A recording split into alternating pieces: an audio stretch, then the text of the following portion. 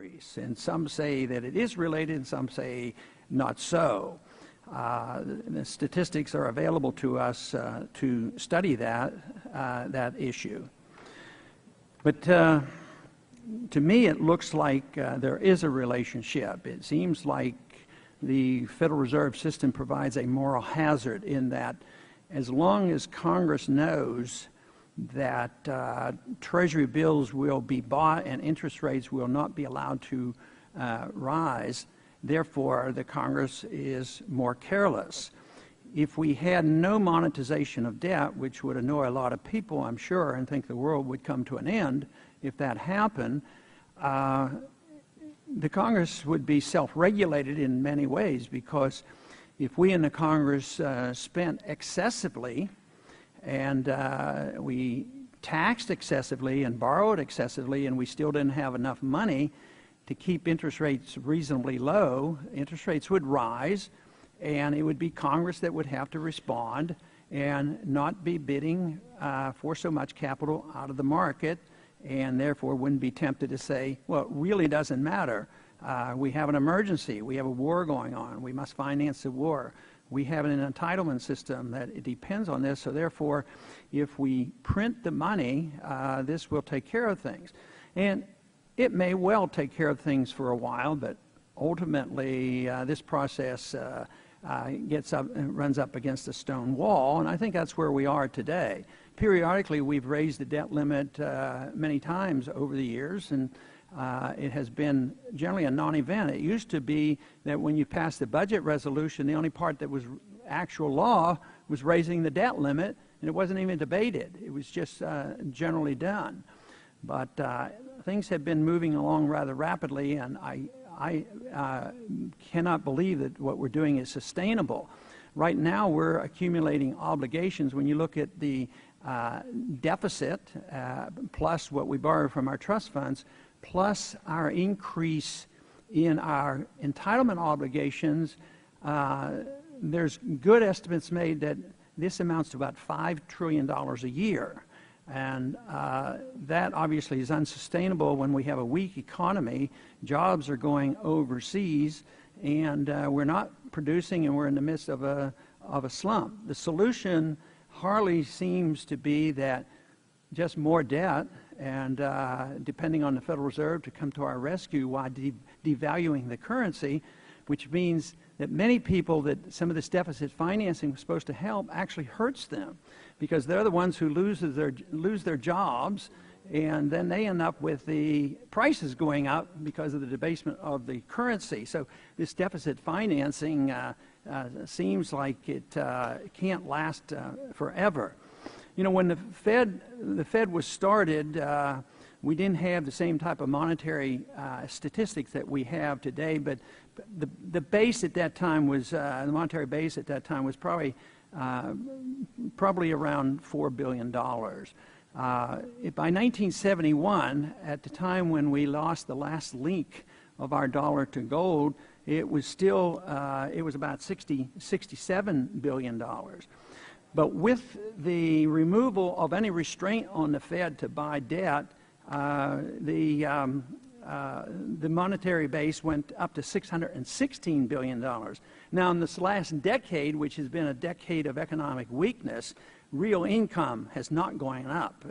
Good jobs have not been added to. They have been leaving our country because of our economic problems that we have. But in these last 10 years, the monetary base has jumped from $616 billion to $2.5 trillion. So there's a lot of activity going on there. I also find that if you look at the debt during this period of time, of course, in 1913, the debt was practically irrelevant, a couple $1 billion. But by 1971, incrementally on a weak economy, the debt went up to $398 billion. But 10 years ago, it was $5.8 trillion, but in this weakened economy, it's jumped up to $14 trillion. And I think what is interesting is that if you still pay a little bit of attention to M3, which we're not allowed to see any more from the Fed because it costs too much money to produce those statistics. You know, M3 is $14 trillion and the national debt is $14 trillion. I don't know how coincidental that is, but I just think there's a relationship to that. You know, we have the statistics from the Fed that tells us about how many treasury bills they're buying, and they're buying, you know, routinely.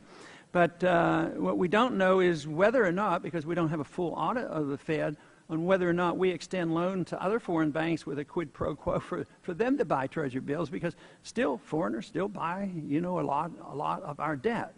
But, you know, it's interesting to see how passionate this whole argument about raising the debt limit is. It was a former Secretary of the Treasury just recently said that if we don't bow down, immediately raise this level, it will be so destructive that it would actually be an active equivalent to being a terrorist. That's how serious it is. But the whole thing is they said we can't default.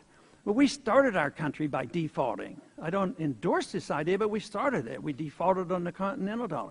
We defaulted in the Civil War period. We refused to pay what we promised to pay in gold. They just, you know, unleashed unlimited spending. We defaulted in the 1930s, took the gold from the people and didn't pay off the gold to the people. We took it from them. And then in 1971, we defaulted again. We said to foreigners, no, we said we would honor our dollar at $35 an ounce, so we just quit. So we have defaulted many times. Sure, there's going to be problems if we don't raise our national debt, but I think if we don't cut the spending, that kind of a default is going to be much, much worse. Without objection, the written statements of our guests will be put into the record, and each of you will be granted 5 minutes to summarize what you have to say, and then we'll go into the questions. I will go ahead and introduce the panel now. Our first panelist is Dr. Richard Ebeling, is professor of economics at Northwood University in Midland, Michigan. He is recognized as one of the leading members of the Austrian School of Economics. He is a former president of the Foundation of Economic Education and author of Political Economy, Public Policy, and Monetary Economics. Dr. Ebeling earned his PhD in economics from Middlesex University in London. Also with us today is Mr. Bert Ely. Is the principal of Ely & Company. He has consulted on banking issues since 1981 and has focused in recent years on banking problems, housing finance, and the crisis in the entire U.S. financial system. Mr. Ely frequently testifies before Congress on banking issues and continuously monitors conditions in the banking industry as well as monetary policy. Mr. Ely received his MBA from Harvard Business School. Also with us today is Dr. Matthew Slaughter. He is Associate Dean of the MBA program at the Tuck School of Business at Dartmouth. He is also a research associate at the National Bureau of Economic Research and a member of the State Department's Advisory Committee on International Economic Policy. During the George W. Bush administration, he served as a member on the President's Council of Economic Advisor. Dr. Slaughter is co-author of the Squam Lake Report, Fixing the Financial System. Dr. Slaughter received his doctorate from MIT. And we'll go ahead and recognize Dr. Ebeling at this time.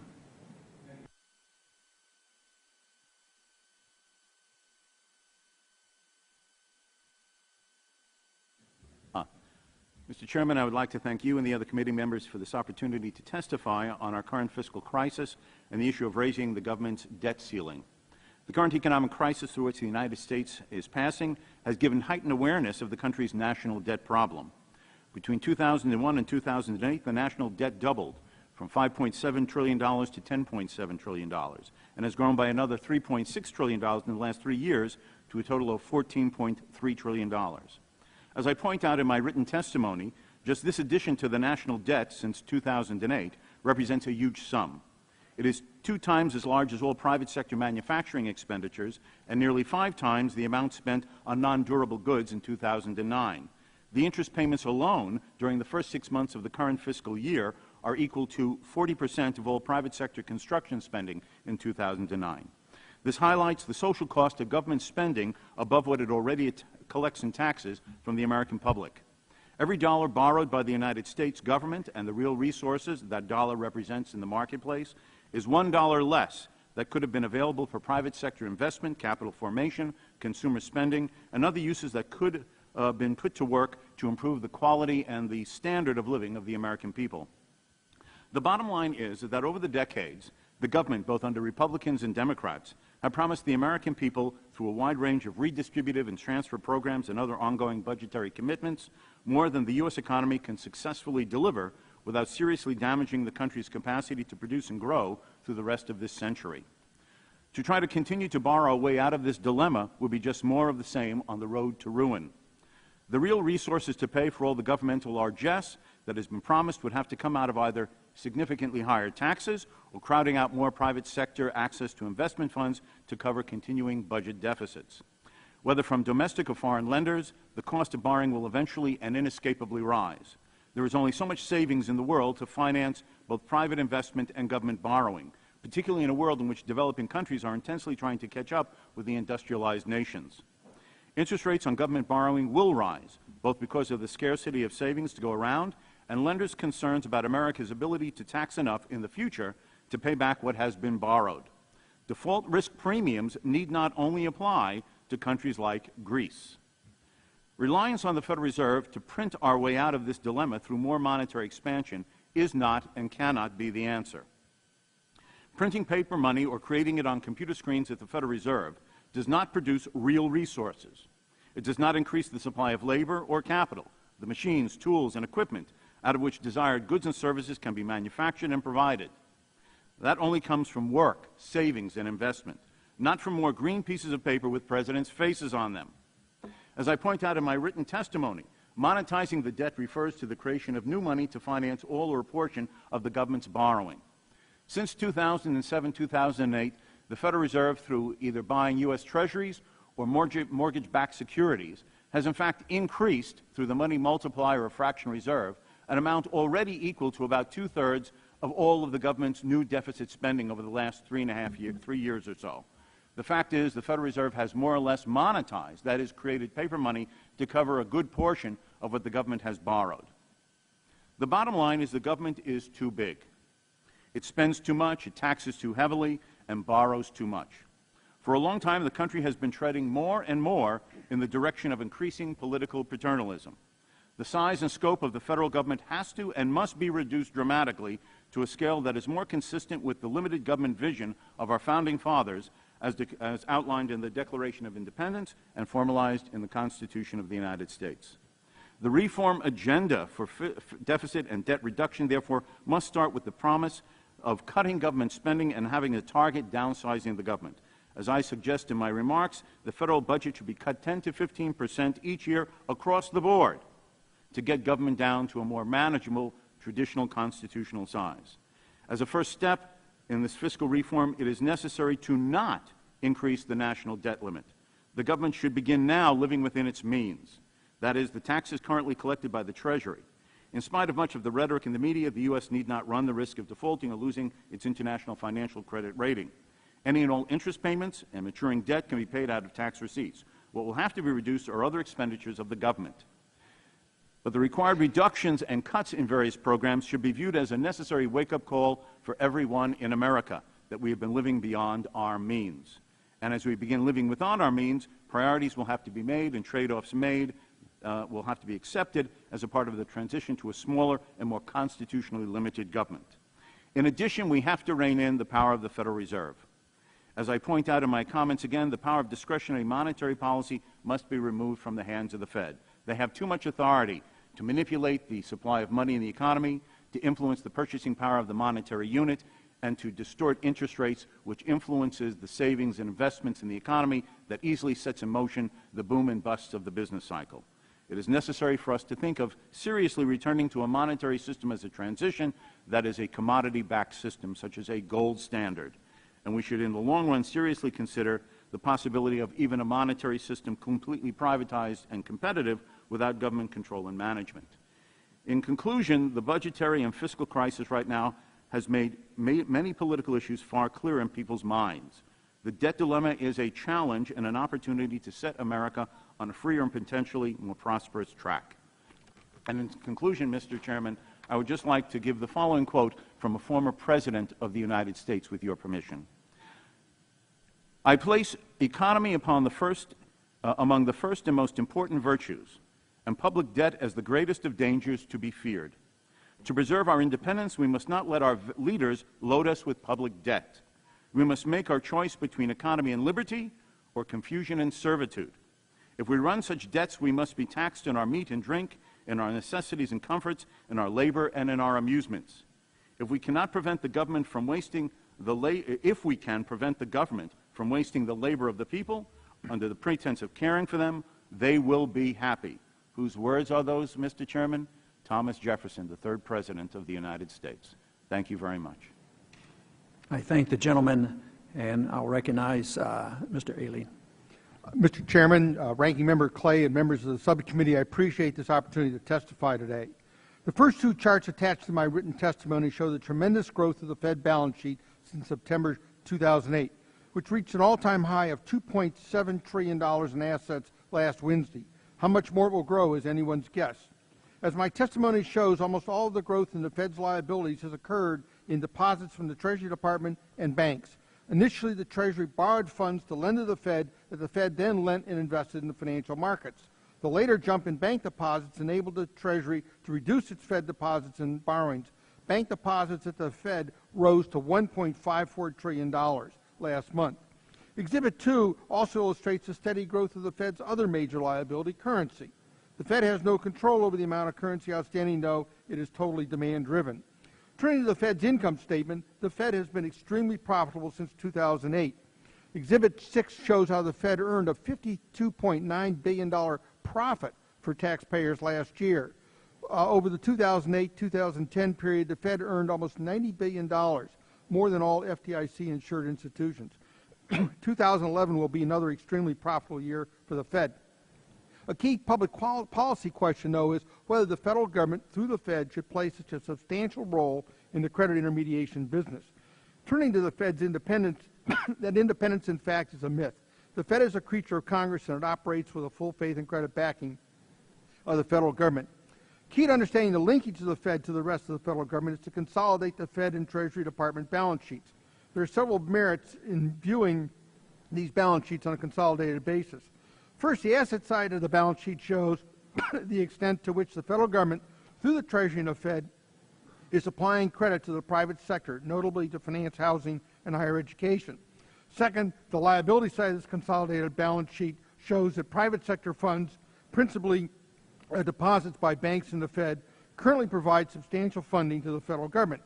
Third, the liability side of the consolidated balance sheet shows at the end of March, currency outstanding accounted for 10.4% of the total federal debt held by the public.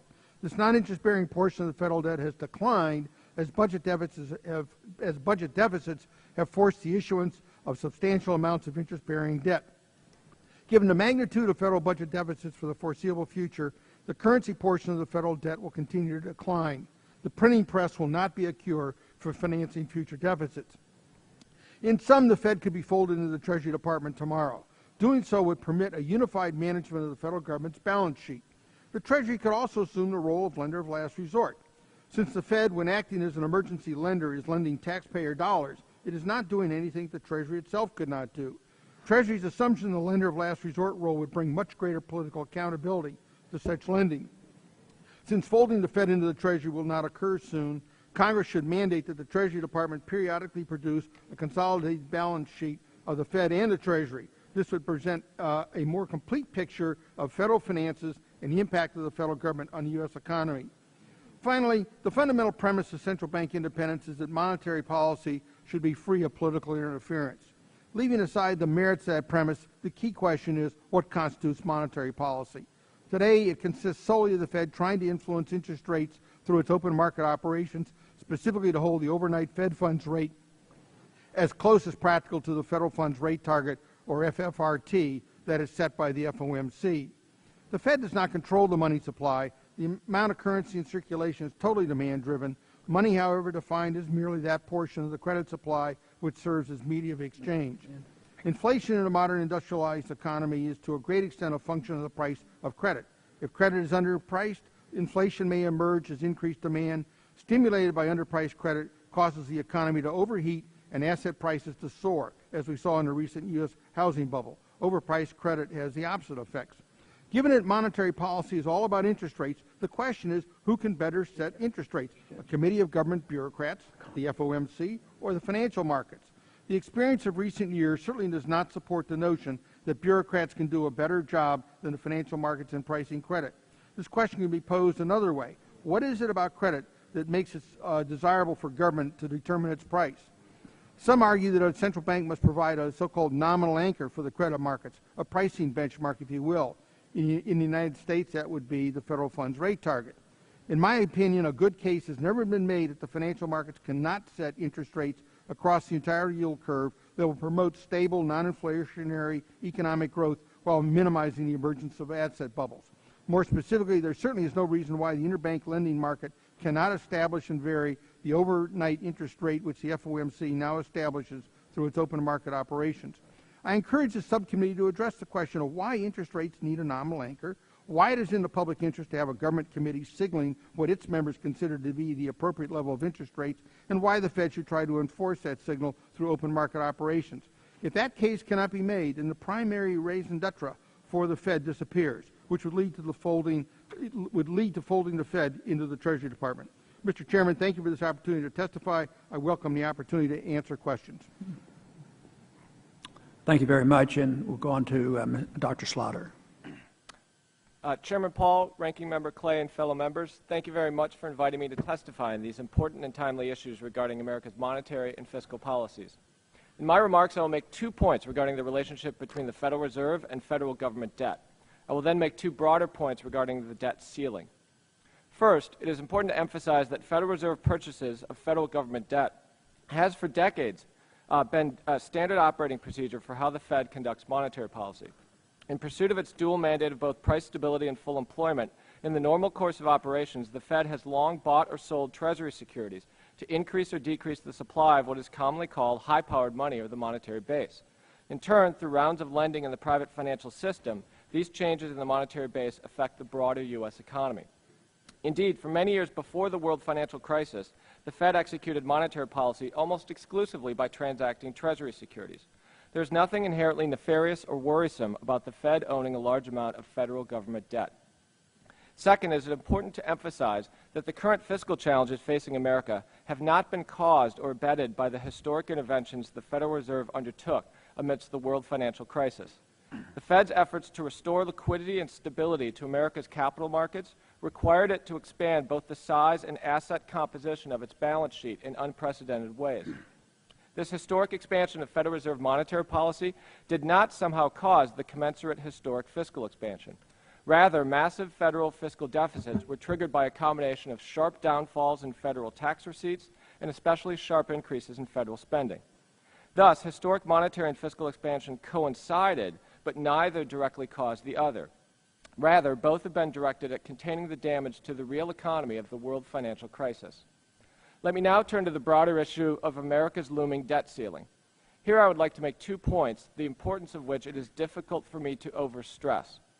First, the decision to lift the debt ceiling is a necessary consequence of previous decisions on taxes and spending. If America does not want to default, then raising the debt ceiling is mandatory, not optional. Pick whichever deficit reduction plan you like, that of the Bipartisan Deficit Reduction Panel, that of Congressman Paul Ryan, that of President Obama. No matter which plan you like, that plan will expand total federal debt outstanding by several $1 trillion over the next decade. This means that no matter which plan you like, to see it become reality without the United States defaulting, you must support increasing the debt ceiling. My second and final point is to implore you to understand that America is tempting a crisis of unknowable proportions if we default on our federal government debt. In many ways, global capital markets today remain deeply impaired. Housing prices in the United States continue to decline. Several sovereign debtors in Europe are struggling to remain liquid and solvent. Central banks continue to provide extensive support to the global financial system. At the same time, economic recovery remains tentative in the United States and in many other countries, as Chairman Paul indicated in his opening remarks. About 25 million Americans remain unemployed or underemployed. Today's 108.9 million private sector jobs is the same number that America had nearly 12 years ago. Amidst all this fragility and uncertainty, the prospect of a U.S. government default is truly frightening. As the recent past so painfully demonstrated, financial crises often arise from unexpected forces and metastasize in unknowable ways. And a default on U.S. Treasuries, rather than on some other debt security in the world, would be especially worrisome for two important reasons. One is that U.S. Treasuries are the one asset that world investors generally regard to be free of default risk. But there is no law of physics that states the world's risk-free asset will always be U.S. Treasuries. Indeed, it was not always so. The other reason is that America's creditors are increasingly foreign, not domestic. Thanks to ongoing low saving rates by U.S. households, the foreign holdings of U.S. government debt are likely only to rise beyond the recently crossed 50% threshold. History shows that deeply indebted sovereign borrowers are more likely to encounter sudden losses of confidence the larger is the share of their outstanding debt held by foreign creditors. These fiscal crises have often come sharply and with little warning. All is okay, all is okay, all is okay, and then one day, all is catastrophically not okay. America's fiscal challenges are grave. We need the understanding of our creditors to overcome these challenges. As such, America should be doing everything in its power not to cast doubt on the pledge to honor our debts. Time is running short, and what America needs most of all is leaders, such as those of you on this committee, to raise America's debt ceiling as part of meeting our fiscal challenges. Thank you again for your time and interest in my testimony, and I look forward to answering any questions that you may have. I thank you. I will start the session for questioning. I want to follow up on Dr. Slaughter's position, on what would happen if we don't raise the national debt. And I concede it will be a problem, and there will be some consequences. But the reason I come down on the side of saying that we shouldn't continue to do this is that we have embarked on a course that will lead us to such a consequence that will be much worse than not facing up to the fact that we just can't continue to do this constantly. There has to be some pressure put on the system that we can't depend on the creation of new money to accommodate the deficits that we come up to. And I'd like to ask Dr. Ebeling and Mr. Ely, and let Dr. Slaughter respond if he'd like to. How bad is it if this debt limit isn't raised? And is there an argument made that it might not be nearly as bad as they suggest? I mean, they're panicking us now and saying that anybody that would suggest is equivalent to a terrorist, suggesting that. And that came from a Republican. So can you comment on that, Dr. Ebeling? Yes. I don't think that it has the danger that has been suggested. As I said in my comments, both in my opening remarks and in my written remarks, the U.S. government certainly takes in enough tax revenue, far and above the tax revenue necessary, to meet interest and rollover costs of the existing debt. What would be required, if one is going to maintain one's international credit worthiness in that manner, is to start cutting back on other domestic spendings other than one's debt obligations. Will that necessarily require trimming, cutting, reducing a variety of current expenditures that the U.S. government is committed to? Yes, but the fact is that the same thing applies to a household. If a household finds itself in the situation where it cannot afford, because it's reached its credit card limits, to add to its debt without serious problems, and is threatened with default if it can't meet its minimum payments, it then tightens its belt and it decides maybe not to buy the flat screen TV for the extra bedroom for a while, maybe not to go out to the restaurant 2 or 3 times a month, and maybe to watch more on Netflix for the $14 a month as opposed to going to the movie theater for $15 a ticket. And that is how it will have to be managed. Well, Now, as I say, this is excuse me, I want to follow up because you've emphasized the need to cut back, and you suggested where it would have to be, and Right. it would not be all that much comfort for the people who have to cut back. But can't you include in there, and how rapidly could we do it, cut some of the spending that we do overseas and some of this, foreign policy adventurism? Wouldn't that be a place that we could save some money as well? I totally agree with you. The fact is that even in the post-Cold War era, the United States has dozens upon dozens of military bases and facilities around the world. Tens of thousands of American servicemen, Army, Navy, Air Force, Marine Corps, are stationed in various numbers in many, many countries around the world. I see no reason to see why we could not significantly cut back on this overreach in our foreign policies and to bring those soldiers home, reduce our expenditures for those bases, and make the countries that have for decades had this umbrella of military security from the U.S. to shoulder these expenses themselves. The fact is the U.S. still provides a huge military umbrella for the European Union, which they've had a free ride on practically since the beginning of NATO. I see no reason why we couldn't cut back and expect them to defend themselves more effectively. And the same thing applies to Korea or Japan. Let me get Mr. Ely's comments, too. Mr. Chairman, I am clearly concerned by what the present trajectory of spending is, and more importantly, what this means in terms of the ratio of federal debt to GDP. It is reaching astronomical heights, and the challenge that Congress faces is basically not only trimming the spending, but getting the economic growth we need to help bring down the relationship of federal debt to the current GDP. And of course, as everybody knows, entitlements are a key aspect of that problem. I'm one who draws Social Security and is a beneficiary of the Medicare program, which of course, too, are the really serious long-term problems facing the federal government, and they have to be addressed. Much as I am, as they say, I'm a beneficiary of those two programs, I fully appreciate, and I think even many of my fellow seniors do, that this cannot continue indefinitely. I do not envy the 30-year-olds and the 25-year-olds and so forth just now coming into the workforce because of the accumulation of these debts. So it's going to have to be addressed, but it has to be more than cutting at the margin. There has to be some really fundamental changes and trimming back of the basic entitlement programs. My 5 minutes is up, but I hope to be able to give you a chance to respond as well in time. I have a follow-up. I want to talk a little bit more about the consequences of not raising the debt limit. And I think even Dr. Slaughter admitted that he's not exactly sure. It wouldn't be good, but not precisely sure exactly what will happen because it's unknown territory. But the question I have, Dr. Slaughter, is what about, how do you answer the argument that others say, why don't we, Treasury, just use priorities, pay the most important bills, pay the debt? Does that ruin the, does that raise a lot of questions about our credit rating if we always honored the commitment to pay the interest? And of course, we'd still have a problem. We'd have to pay our other bills slower. But wouldn't that protect the integrity of the credit?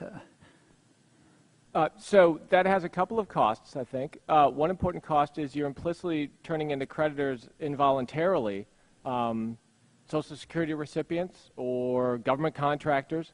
They're being made unwanted creditors to the U.S. government to make good on maybe farm subsidies.